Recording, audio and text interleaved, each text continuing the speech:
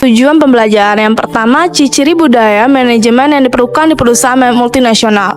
Lalu yang kedua, yaitu mengetahui keterampilan yang dibutuhkan manajer untuk mengelola perbedaan budaya dalam lingkungan global. Lalu yang ketiga, yaitu pentingnya nilai-nilai etika dalam konteks keragaman budaya. Baik, yang pertama adalah konsep 12.1, yaitu mengelola keragaman dalam lingkungan global. Dunia usaha tampaknya merupakan kandidat yang paling cocok untuk globalisasi, khususnya di sektor industri, keuangan, dan juga jasa.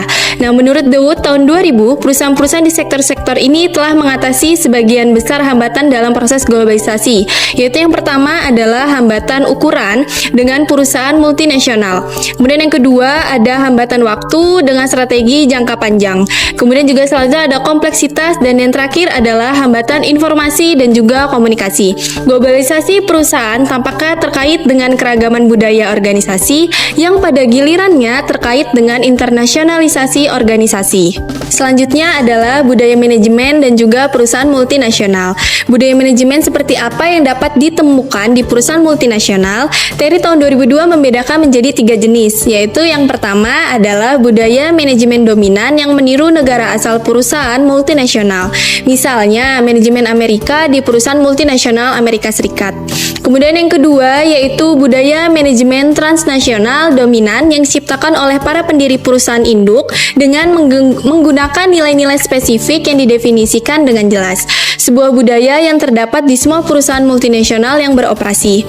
Kemudian yang terakhir atau yang ketiga yaitu budaya manajemen yang minimal, memberikan banyak ruang bagi budaya nasional secara keseluruhan keragaman mereka. Selanjutnya adalah organisasi transnasional. Nah, transnasional sendiri adalah mentalitas manajemen yang menggabungkan kemampuan perusahaan multinasional, global atau internasional, yaitu terdiri dari fleksibilitas, efisiensi, dan juga transfer keahlian. Bartlett dan kawan-kawan tahun 2003 melangkah lebih jauh. Mereka percaya bahwa manajemen puncak harus memberikan nilai tambah bagi perusahaan transnasional dengan cara yang sama, seperti para eksekutif yang beroperasi di semua tingkat organisasi. Kemudian hal ini berarti bahwa para manajer puncak tidak hanya puas dengan menciptakan kerangka kerja operasional di mana tanggung jawab kelompok fungsional dan juga geografis didefinisikan dengan jelas. Mereka juga mempunyai peran federasi dengan mengintegrasikan pengaruh-pengaruh yang berbeda di kelompok-kelompok ini dalam proses pengelolaan. Kemudian nilai-nilai etika dan juga keragaman multikultural.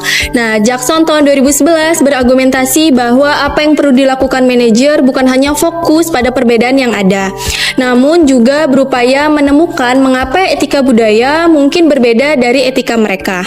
Nah, menurut Jackson, pertanyaan yang mungkin ditanyakan oleh manajer internasional adalah yang pertama yaitu pilihlah apa saja yang tersedia bagi individu dan organisasi dalam mengambil keputusan. Yang kedua yaitu nilai-nilai apa yang mempengaruhi atau mengatur pilihan-pilihan ini. Yang ketiga yaitu aturan apa yang diikuti atau tidak diikuti untuk membuat pilihan seperti itu. Yang keempat yaitu bagaimana aturan-aturan ini mengendalikan tingkat dan sifat pilihan dalam masyarakat atau organisasi. Yang kelima yaitu apa hubungan kekuasaan di antara pemangku kepentingan yang berbeda dalam organisasi atau masyarakat yang mengendalikan peraturan dan nilai-nilai yang mempengaruhi pilihan. Dan yang terakhir yaitu tujuan berbeda apa yang dimiliki oleh berbagai pemangku kepentingan yang mempengaruhi pilihan dalam pengambilan keputusan. Pada tahun 2011, Jackson mengemukakan bahwasanya pertanyaan-pertanyaan ini berkaitan dengan 3 bidang penyelidikan yang luas. Yang pertama yaitu ada konteks, misalnya praktik pemerintah, tata kelola, dan struktur organisasi, latar belakang sosial atau ekonomi atau pendidikan suatu masyarakat. Lalu yang kedua yaitu ada konten, yaitu termasuk nilai-nilai budaya, nasional, dan organisasi dan juga tingkat homogenitas yang terlibat serta konflik nilai pekerjaan ke rumah dan juga individu ke kelompok. Lalu yang terakhir ada perilaku, yaitu misalnya interaksi internasional, interaksi antar organisasi, dan juga antar interaksi pribadi. Selanjutnya, apa yang dimaksud dengan perilaku korup? Permasalahan yang berkaitan dengan etika berpusat pada pertanyaan tentang apa yang dimaksud sebagai perilaku korup sendiri. Jadi, korupsi dapat didefinisikan dengan berbagai cara, Namun, definisi paling sederhana mungkin diberikan oleh Transparansi Internasional, sebuah organisasi non-pemerintah yang bertujuan untuk menghentikan korupsi dan mendorong transparansi, akuntabilitas, dan juga integritas di semua tingkatan dan sektor masyarakat. Baik, selanjutnya itu keberagaman kompetensi transkultural dalam organisasi. Keberagaman itu sendiri merupakan aspek penting dalam lingkungan kerja yang melibatkan karakteristik individu dan kelompok. Menurut Gomez Mejia dan kawan-kawan, tahun 2001, keberagaman mencakup ciri-ciri yang tidak dapat dikendalikan seperti ras dan jenis kelamin, serta aspek yang dapat berkembang seperti latar belakang, pendidikan, dan pengalaman kerja. Lalu yang menurut Adler tahun 2002 menunjukkan bahwa keragaman budaya dapat menimbulkan masalah dalam komunikasi dan integrasi, terutama ketika organisasi mengharuskan karyawan untuk beroperasi dengan cara yang seragam. Baik, selanjutnya ketidakpahaman terhadap perbedaan budaya dapat menghambat kolaborasi dan produktivitas.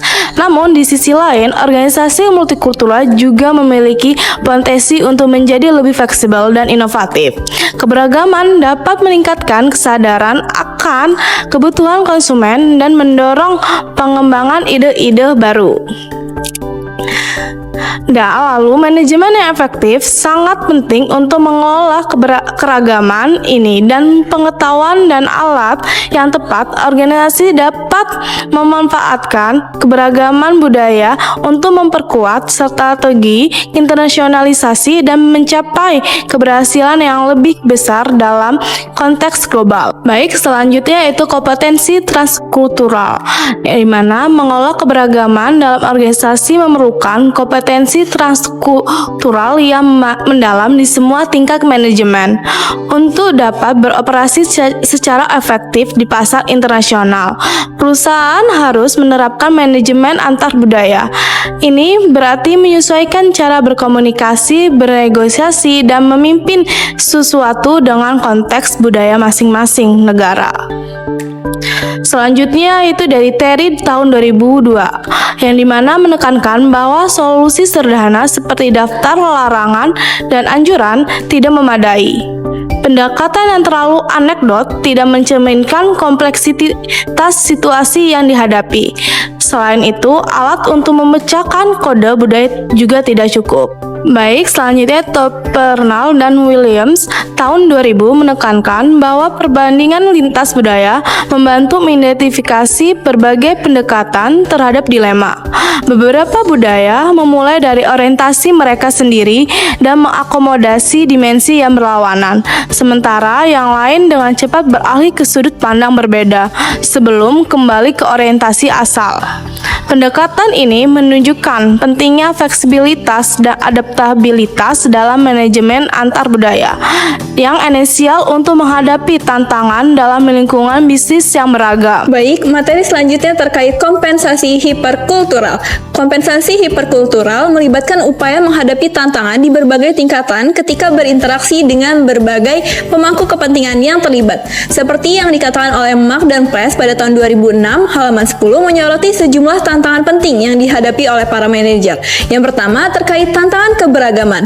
Dalam tantangan ini memimpin orang-orang lokal dan global di dalam maupun di luar perusahaan dalam lingkungan di mana orang menemukan makna, merasa dihargai, dihormati, dan dapat berkontribusi pada potensi tertinggi mereka. Berikutnya tantangan kedua terkait tantangan etika, yaitu menangani kepentingan pemangku kepentingan yang mencerminkan beragam harapan dan nilai. Berikutnya terkait tantangan bisnis dalam masyarakat, yang mengharuskan para manajer mempertimbangkan kepentingan perusahaannya, dampak terhadap lingkungan sosial dan alam. Berikutnya menurut Tromperners dan Williams pada tahun 2009, kompetensi transkultural yang mendahulunya adalah kompetensi lintas budaya dan kompetensi antar budaya. Baik, kompetensi berikutnya adalah kompetensi intrakultural, di mana kompetensi ini didefinisikan oleh Trompeners dan Williams pada tahun 2009 pada halaman 443 sebagai kemampuan untuk memanfaatkan keragaman budaya atau etis dalam tim. Yang pertama terkait internasionalisasi, yaitu memperkuat pentingnya keberagaman budaya, bukan menguranginya. Berikutnya, yang kedua terkait tantangan. Dalam tantangan ini, apakah perusahaan memiliki manajemen yang mampu mengelola keberagaman ini? Dan berikutnya terkait poin ketiga, yaitu manajer harus mampu beradaptasi dan memanfaatkan situasi lintas budaya baik internal maupun eksternal demi keuntungan perusahaan. Berikutnya, pentingnya alat dan metode kerja untuk membantu manajer mengembangkan kompetensi lintas budaya. Dan poin terakhir terkait kompetensi antar budaya, yaitu penting bagi semua orang, bukan hanya ekspatriat tetapi juga bagi manajer yang bekerja dalam tim multikultural. Baik, berikutnya kita akan memasuki kesimpulan daripada bab ini, yaitu yang pertama, bab ini mengkaji bagaimana para manajer di perusahaan multinasional itu dapat menangani keragaman budaya dengan baik dan melakukannya demi keuntungan perusahaan. Yang kedua yaitu terkait permasalahan, yaitu bagaimana para manajer itu dapat merangkul nilai-nilai negara di mana setiap anak perusahaan beroperasi sambil memastikan bahwa anak perusahaan tersebut tetap menjadi bagian integral dari perusahaan multinasional. Berikutnya terkait pendekatan transnasional seperti yang dikatakan oleh Bartlett dan Goshal, yaitu terkait fleksibilitas, efisiensi, dan transfer keahlian. Berikutnya integrasi dalam pengelolaan keragaman budaya lokal dan global. Selanjutnya yaitu terkait tantangan etika dalam lingkungan multikultural. Tantangan ini yaitu biasanya seperti perbedaan nilai etika. Dalam hal ini kita harus memahami alasan dibalik perbedaan ini. Dan yang terakhir terkait kompetensi transkultural, di mana penggunaan pendekatan rekonsiliasi itu mengubah keragaman budaya menjadi keunggulan kompetitif.